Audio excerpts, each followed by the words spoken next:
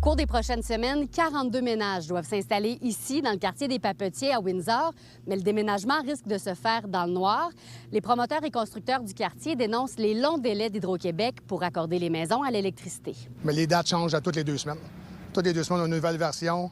C'est pas prioritaire. Présentement, on a 12 maisons en chantier qui sont pas raccordées, dont 3 clients qui rentrent au 1er juillet ou même la 7 semaines pour les premiers. La dernière version que j'ai eue, c'est le 29 juin. Les locataires devraient arriver aux alentours du 27 juin, qui est la fin de semaine, idéalement. Le 1er juillet est un mercredi de mémoire. Donc, on s'entend que ça fonctionne pas déjà, là. Les premières demandes sur le projet remontent à avril 2024. La rue est prête pour les niveaux depuis septembre 2025 et nos premières constructions ont commencé en janvier dernier. Donc, il y a eu amplement le temps de planter les poteaux, mais de semaine en semaine, il y a des délais qui s'additionnent qu'on ne peut pas trop expliquer. Ce que je peux vous dire, c'est que les travaux sont prévus pour que le service soit disponible à partir de ce vendredi 19 juin. Ce genre de travaux-là, on est dans des délais qui peuvent atteindre 12 à 18 mois. Donc, ça n'a rien à voir avec les conditions de travail. C'est qu'on va se retrouver avec des situations où on va devoir obtenir, par exemple, des servitudes. On doit coordonner tout ça avec les travaux de génie civil. Donc là, ici, les gens doivent rentrer quand? Les gens rentrent vendredi cette semaine ici. On a dû arrêter le chantier pendant 2 mois en attente d'hydro. Puis finalement, on n'a pas eu le choix de leur partir à génératrice avec des chauffages temporaires pour pouvoir livrer à temps. Mais ça nous met extrêmement serré, ça retarde les échéanciers, ça donne des coûts supplémentaires aussi. On est en construction avec des génératrices depuis le début parce qu'Hydro n'arrive pas à brancher les maisons, donner du courant. Donc, on fonctionne avec des grosses génératrices portatives qui coûtent très, très cher au niveau du diesel. On est à plus d'une vingtaine de mille dollars par logement, par bloc, par 6 logements. Je dirais que c'est un peu la maison des fous. D'une fois à l'autre, on appelle, ils n'ont pas de réponse, ça se transfère d'un département à l'autre. C'est la faute d'un sous-traitant, c'est la faute de Bell. Donc, il y a différentes réponses qui changent d'un appel à l'autre. C'est un parc de poteaux qui appartiennent à Bell et pas à Hydro-Québec. Donc, il y a plusieurs poteaux qui devaient être plantés. Tout ça est effectué. Tout ça est terminé au début du mois de mai. Toutefois, il y a un poteau qui, lui, est dans une ancienne portion de ce réseau-là. Pas un des nouveaux poteaux, mais un ancien poteau qui devait être remplacé. Ça s'est fait finalement le 11 juin. Les constructeurs assurent que personne d'Hydro-Québec n'est passé la semaine dernière et ce mardi 16 juin, nous avons vu des sous-traitants d'Hydro-Québec en train d'installer un poteau. Ça devrait être un service qui devrait déjà fonctionner sans qu'on ait appelé aux médias. Mais on dirait que c'est la seule chose qui fonctionne, qu'on voit fonctionner ailleurs aussi. 1er juillet, hein, c'est une date charnière. Il y a beaucoup de déménagements au Québec, il y a beaucoup de demandes de travaux. On fait effectivement tout en notre possible pour être capable de travailler le plus rapidement possible. C'est un stress supplémentaire qui n'est pas prévu et pas nécessaire, je crois. Les constructeurs me disent qu'il y a plusieurs chantiers pour lesquels ils connaissent de longs délais avec Hydro-Québec. À Windsor, Fanny Lachance-Paquette pour Nouveau Info. Les personnes en attente d'une chirurgie patientent moins longtemps qu'avant en Estrie. Santé Québec Estrie-Chus a connu un sommet avec plus de 30 000 opérations réalisées au cours de la dernière année. En même temps, le nombre de patients sur la liste d'attente depuis plus d'1 an a diminué de 90 On est passé de 24 salles intra-hospitalières à 28. Il nous en reste 2 à ouvrir. Celle de Fleurimont, la 9e à Fleurimont, a commencé à ouvrir un peu au printemps. Mais après les vacances d'été, là, notre objectif, c'est de l'ouvrir. Puis la 10e est en construction. On devrait être en mesure de l'ouvrir début année 27. On fait plus, ça, c'est l'augmentation du nombre de salles, de personnel, d'équipements chirurgicaux et tout ça. Fait que ça, c'est faire plus, mais les processus et les façons d'attribuer le temps opératoire, ça, c'est faire mieux. C'est tout ensemble qui fait en sorte qu'on a le succès qu'on a là. Une femme de 29 ans a été arrêtée dans le cadre d'enquêtes pour fraude de type faux représentant. Parmi les scénarios les plus utilisés, elle se serait fait passer pour un membre de la famille aux prises avec des démêlés judiciaires. Au moins 7 aînés auraient été floués pour plus de 90 000 $. La suspecte de Saint-Chrysostome a été remise en liberté sous promesse de comparaître. Elle pourrait avoir fait d'autres victimes âgées ailleurs au Québec. Bouffe ton Centro est de retour pour une 13e année. L'événement gourmand du 1er août va transformer la rue Wellington-Nord en lieu de rencontre pour célébrer la richesse culinaire, commerciale et culturelle de Sherbrooke. Le gagnant de la 2e saison de MasterChef Québec, Pierre-Alexandre Joly, est le porte-parole de cette journée. Plus de 16 000 visiteurs sont attendus à ce festin à ciel ouvert. Pour toutes vos nouvelles, nos chroniques et des vidéos, consultez le site nouveau.info. Ça devient en quelque sorte le plus grand jeu d'eau au Québec.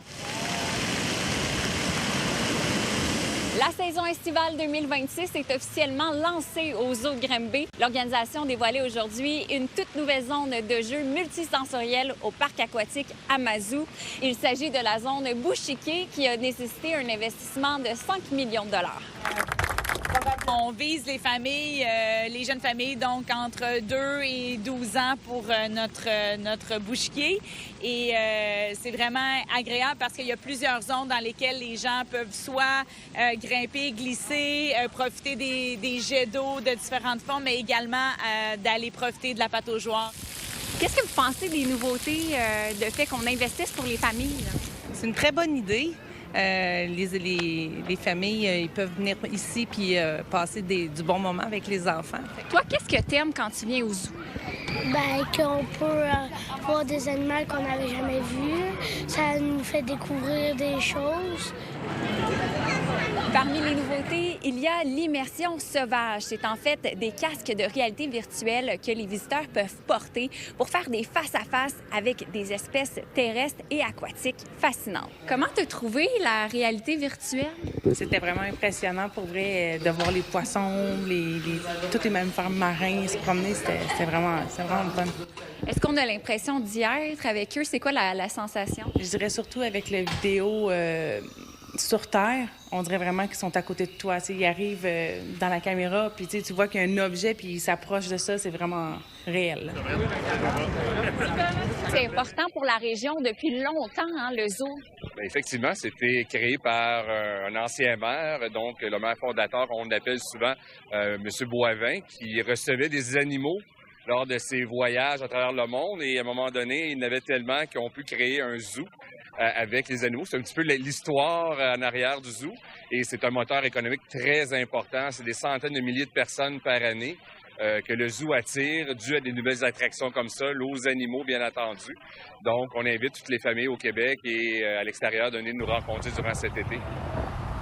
Une nouvelle application mobile est lancée pour que le visiteur puisse maximiser son temps quand on sait qu'il passe environ 6 heures sur le site. Sur cette application-là, vous pouvez voir quand sont les collations animalières, à quelle heure vont avoir lieu les explications des différents naturalistes sur le site. On peut aussi cibler les zones plus chaudes, donc plus achalandées, et des propositions de trajet peuvent être faites en fonction de nos affinités et ce qu'on veut voir. Le zoo de Granby accueille environ 650 000 visiteurs chaque été. À Granby, Alexandra Paré pour Nouveau Info. Vous avez peut-être déjà vu ces vidéos où des gens prétendent commettre des vols à l'étalage. These are cool. On sait voilà. C'est des vidéos qui accumulent des centaines de milliers de vues, voire des millions de vues sur les réseaux sociaux. Il y a des vidéos qui sont des mises en scène, d'autres qui sont un peu plus difficiles à cerner si c'est réel ou non. Mais une chose est certaine, c'est qu'auprès des jeunes qui les consomment, bien, il peut y avoir un vrai impact. Il y a là-dedans une espèce de banalisation, si on veut, du geste qui est commis, qui est un geste criminel. Ils sont en recherche totale d'identité. Ils se rebellent un peu contre les adultes, contre leurs parents. Ils se cherchent beaucoup. Et donc, ils peuvent aller chercher, là, dans ce genre de vidéos-là, une espèce de modèle à suivre. Le côté aussi suggestible est vraiment élevé. Donc, c'est très difficile, contrairement à ce qu'on pourrait penser, d'être soi quand on est ado. On cherche à être différent des adultes, mais si on remarque bien, pour moi, c'est ce qu'il y a de plus charmant, d'une certaine manière, quand tu vois des ados. Ils sont tous pareils. Tout d'un coup, il y a une coupe de cheveux qui part. On a tous la même coupe de cheveux. C'est un phénomène qui est amplifié par les algorithmes des réseaux sociaux qui a tendance à pousser du contenu similaire à ce que l'on a déjà consommé. À force d'être exposé au même comportement encore et encore, bien, ils peuvent finir par être banalisés. L'adolescent va avoir de la difficulté à discerner est-ce que c'est valide ce que la personne dit. Puis là, je me le fais rappeler au niveau des algorithmes. C'est ça qu'il faut qu'on aide les ados à développer leur esprit critique parce que l'ado brillant aussi a le goût de savoir s'il est en train de se faire flouer.